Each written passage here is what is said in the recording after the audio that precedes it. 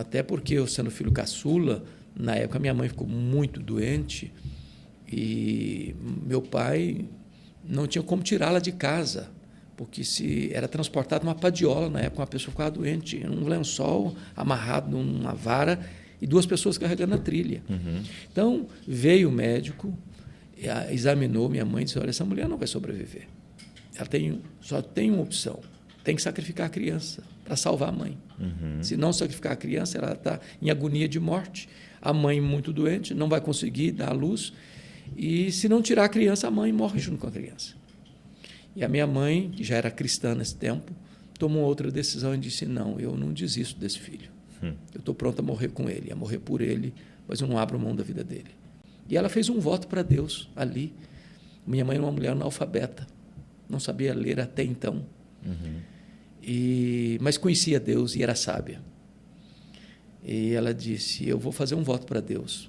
Se Deus poupar a minha vida e poupar a vida dessa criança, eu vou consagrar esse menino para Deus, para ser um pastor, um pregador do Evangelho. E Deus ouviu a minha mãe, poupou a vida dela, poupou a minha vida, e eu nasci. Até os 8 anos de idade, Douglas, eu não sabia o que era um sapato. Fui calçar meu primeiro par de sapatos com 8 anos de idade. Já com as mãos calejadas, de trabalhar na roça desde que eu me entendi por gente. Mas, curiosamente, eu tinha um sonho de estudar. E eu entrei na escola com 8 anos. E de onde você acha que veio? Você tinha alguém ao redor? Alguma referência? Nenhuma referência, 0 referência. Isso era a coisa que Deus plantou no meu coração. E eu, desde o primeiro ano, fui o primeiro aluno colocado no primário, no 2º ano, 3º ano, 4º ano. E no 4º ano, a minha professora, que me alfabetizou, estava se mudando, é uma providência de Deus. Ela estava indo para Vitória. E ela, sabendo do meu sonho de estudar, e eu nunca tinha dormido uma noite fora de casa, filho caçula, ela disse, você quer vir comigo? Eu disse, se os meus pais deixarem, eu vou. 9 anos de idade? Eu tinha 12. 12, 8 com mais 4, diferente 12. De hoje. E aí, com 12 anos, eu subi na carroceria de um caminhão. Até então, eu não sabia, nunca tinha visto uma televisão, com 12 anos. Eu nunca tinha visto uma lâmpada elétrica. Eu nunca tinha entrado numa cidade. Com 12 anos, fui parar no pior bairro da Grande Vitória, dentro de um mangue, do lado de um prostíbulo, um barraco de tábuas com 4 cômodos, 10 pessoas. Mas veja a visão dessa professora. Ela tinha todas as razões do mundo para não colocar mais uma pessoa na casa dela. Meu Deus. E ela me convidou. E ali começa a minha saga de estudar. Mas meus projetos de criança, e eu acho isso muito curioso, que meu pai era um homem assim muito fervoroso em tudo que ele fazia. Ele era um presbítero já, pregador, leigo, amava a política, apaixonado por política, tinha sido vereador da região. E eu ganhei essa veia do meu pai. E eu dizia, eu quero ser um político, quero ser um advogado. E nutri esse sonho até a minha juventude. Para você ter uma ideia, no dia que eu fiz 18 anos, eu tirei meu título, me filiei num partido. É mesmo? No dia do meu aniversário. E aí eu nutria... Porque só podia acima de 18 anos. Você podia tirar a primeira coisa que você foi... Lá não tirava título com 16 anos, só com 18. É verdade. E aí o que acontece, Douglas?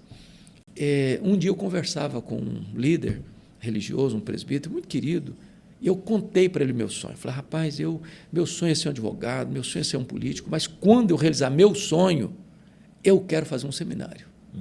Para encerrar a minha carreira, entrando num seminário, me preparando para servir a Deus no final da vida. Esse homem deu uma pancada. Me pegou de cheio. Disse, rapaz, você quer dar o resto para Deus, a sobra para Deus. Deus te quer agora, com a sua juventude. É hoje que Deus te quer, não é amanhã, não é no final da vida. Aquilo entrou, Douglas, como uma flecha no meu coração.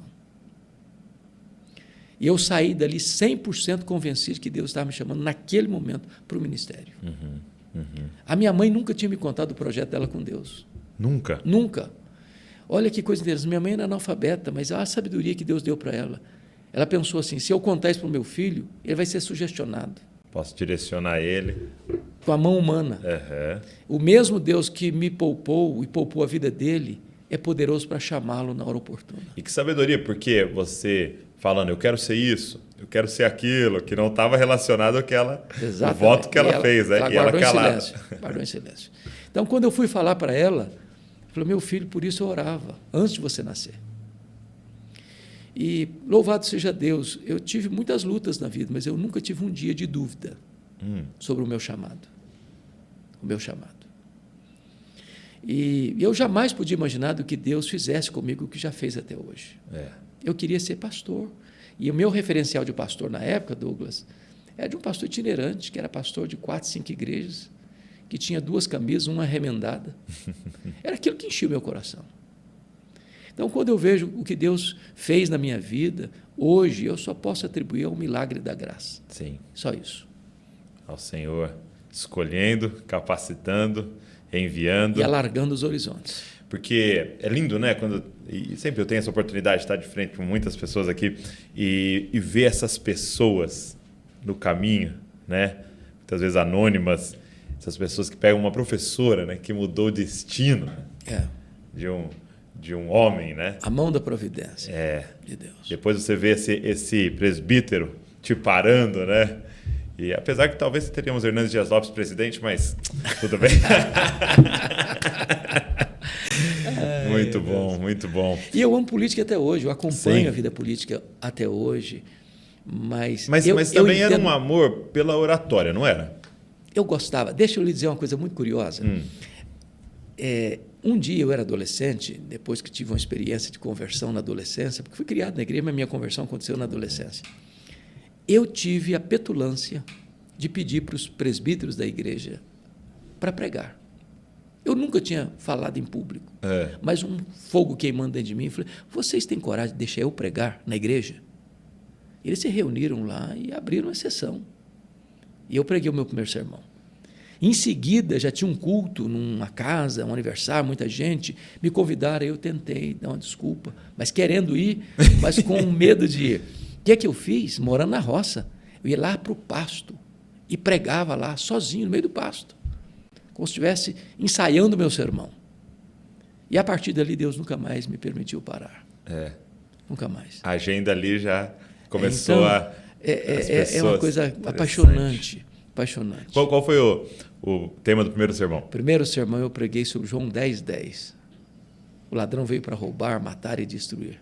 Mas eu vim para que tenham vida e vida em abundância. Eu falei sobre a vida abundante que Cristo oferece. Muito bom, muito bom. É maravilhoso. E você ficou muito nervoso nesse primeiro dia? Nesse primeiro dia eu achei muito curioso, Douglas, porque eu terminei tudo que eu tinha para falar em 15 minutos. Foi o mesmo caso meu. Meu Deus, e agora? Achei que ia dar uns 40. Mas isso é fascinante, é fascinante. Fascinante. E essa convicção, né? Eu tenho percebido isso. Muitas vezes, eu estava estudando ali hoje, a gente vai começar hoje um trabalho de comentar o Evangelho de Lucas, né? E estudando ali Zacarias, né? O capítulo de número 1 vai falar de Zacarias. E Zacarias, um sacerdote, um estudante da Torá, né? Conhecendo a história de Abraão e orando pela vinda do Messias, né? Eles tinham essa oração constante, né? Para que o Senhor enviasse o Messias prometido, filho de Davi. E, de repente, chega o dia, né? O anjo vem e fala, Zacarias, sua oração vai ser respondida. Né? O seu filho vai ser o que vai preparar o caminho, está chegando a hora e tal. E ele duvida. E eu percebo muito isso. Eu creio no poder de Deus, eu creio nesse Deus grande, criou os céus e a terra, eu leio Gênesis, eu creio. Mas quando Deus fala, eu vou usar você, parece, o Senhor é poderoso para criar o planeta, mas... Para me usar, eu acho que é difícil. Já passou da hora. Já passou da hora, estou velho demais. A mulher não consegue mais.